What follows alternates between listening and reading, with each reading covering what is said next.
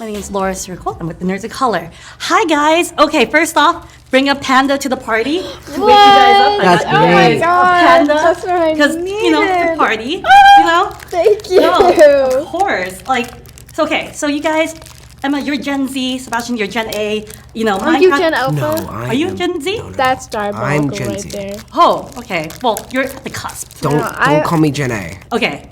No, No, I'm I far believe from. it. I would believe it. Yeah. No, I'm not 12. I'm not 2012. Well, no, but it's Minecraft came out when you guys were young.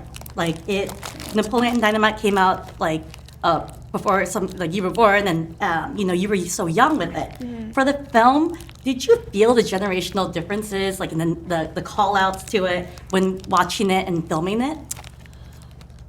I mean, I guess there's a difference with humor and references and all that, but I think I was just kind of used to it all, so I didn't feel like it was that stark. But what do you feel like? 'Cause I mean, you're I was younger. no, I was always like the kid who was more friends with the adults and stuff. So I think that when it came to working with Jack or Jason or all of them, I think it definitely was a lot easier.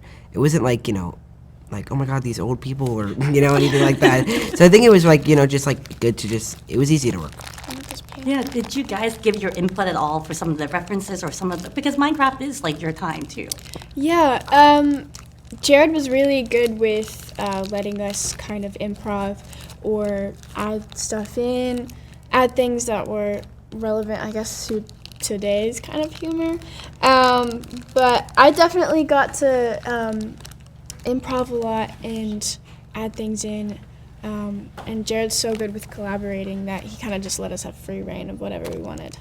Well, now that you guys have finished filming and it's centered on the IP like Minecraft, Emma, you've done Wednesday and Good Girl Guide to Murder. Does being part of the IP and being part of this franchise change your perception of Minecraft and gaming in general? I think for me, I didn't know how big Mojang was, but because it's such a, I realize now that it is a very big industry and they actually work really hard because you don't know that from behind. But I think that for me it's still a very popular and amazing game to me. Yeah, I am so happy to be a part of something that's so iconic. It is very different from things that I've been a part of, but I think it fits right in. Yeah, I didn't realize how popular Minecraft was. I mean, it was popular when I was a kid, but I think it's grown exponentially since then. So it's really cool to be a part of something that all ages enjoy. Yeah. Were there moments where you guys fought against maybe a tennis ball or it was a green screen? Mm-hmm. How was that kind of experience of fighting against basically imagining it's a pig, it's like this? Well, the stunt team was very helpful with that, and I think that meeting them beforehand and then when they were in the mocap suits, it was actually really easy because it was just fighting someone normally because they didn't, it wasn't like a tennis ball, it was actually them. So I think it was pretty easy. Yeah, our stunt performers did a really good job of actually acting like the things that we were fighting. There were definitely a few times when we had to imagine the iron golem in front of us, but Jerad had such a good vision for it and explained it perfectly for us. So green screen is always difficult, but I feel like we made the most of it. Well, before I go, I have one more gift to give you, Emma. You and I are in the same club. Oh, are we? I don't know if you know, it's a Carrot Club, and I wanted to just quickly give you a special gift, an exclusive PC. Oh my god! That is only at the fan club level. Is that Coops? It's Scoops, and the back my is Jerad God. Bias. I got you, John. Oh my god, this is so special! Yeah, so that's a really rare photo card that you can only get at the concert fan club. Oh my god! The other one is you're the right. general one, but I just wanted to gift you that as a carrot. Thank you so That's it. much. But thank you This guys. is so So special. the film has elements that I recognize, like Napoleon Dynamite, Nacho Libre, because I'm a huge fan of those, and I saw the comedies and the elements of that.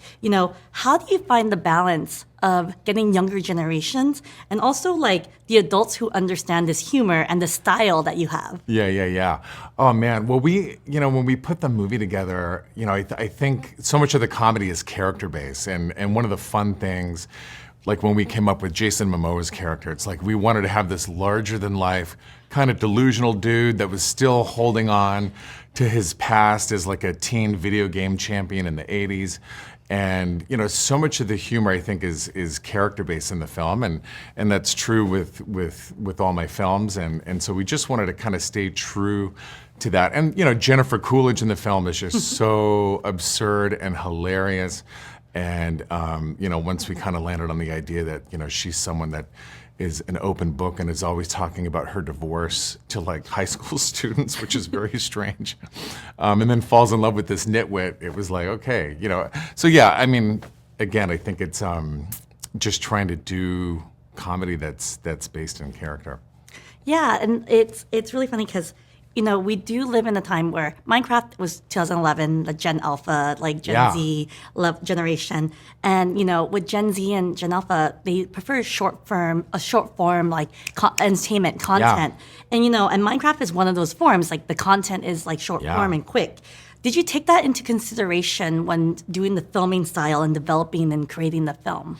Yeah, I mean, it's just such a different way that I think younger generations are consuming content and media, and so you're always conscious of it. But at the end of the day, you just want to tell a story that engages people, and to do a movie like Minecraft, and it's already so beloved as a game, and translating that into a heightened cinematic experience, and sending a group of unlikely heroes on this epic adventure and having it be kind of ridiculous, just like the game, was a challenge, but so much fun.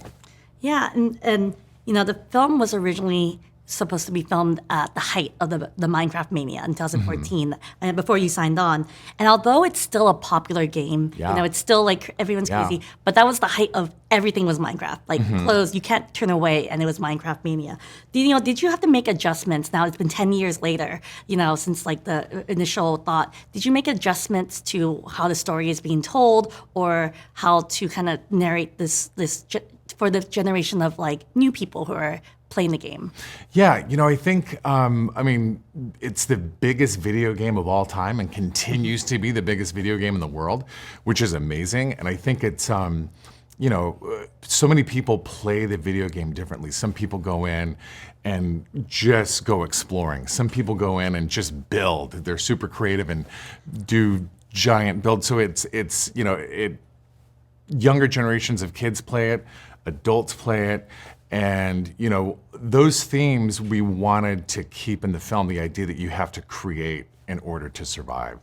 And that's definitely a theme in the film. And, I think when we were putting it all together, I think, we worked in lockstep with Mojang, the video game creators, and they know the community inside and out. And so when we were developing it, it's like, we just wanted to inject things that the gamer community totally knows. So the movie's chock full of Easter eggs, and even if you don't know the game, you can jump into this movie, and it's just a hilarious, epic adventure film. And because our characters are experiencing the Minecraft world for the first time. So even if you haven't played the game, you can come to this movie and have an absolute riot. Well, another thing, you said Easter eggs. Yes, there's Easter eggs from Minecraft, but there's other Easter eggs of your universe of creation. Sure. And I was wondering, because like I noticed certain things, running away, the camera pans when the art teacher ran away, like of Jermaine Clemente, like all your characters, and just from your stories. What Easter eggs can we see from? Yeah. Oh boy. I think that there's a ton. I mean, look, I'm from Idaho. That's my hometown. That's where I filmed Napoleon Dynamite. And our characters come into Idaho, and then go from Idaho into the overworld. So that's fun. It's always fun to kind of do what you know and bring your life experience to things. There's tater tots in this film. Look, I think tater tots are universal to any kid that gets school lunch. So, that's something that comes into play in the film. But we had a ton of fun. Well, thank you so much for your time, and my kid loves it, so I'm really excited. Oh man, amazing. Maybe a nerd who's just like you, talking about the things that you like too. So I invite you to the NOC. In full color, you see me. The hard knock life, comics, movies, and TV. Yeah, pop culture with a different perspective. Watch it on your screen, hit play. So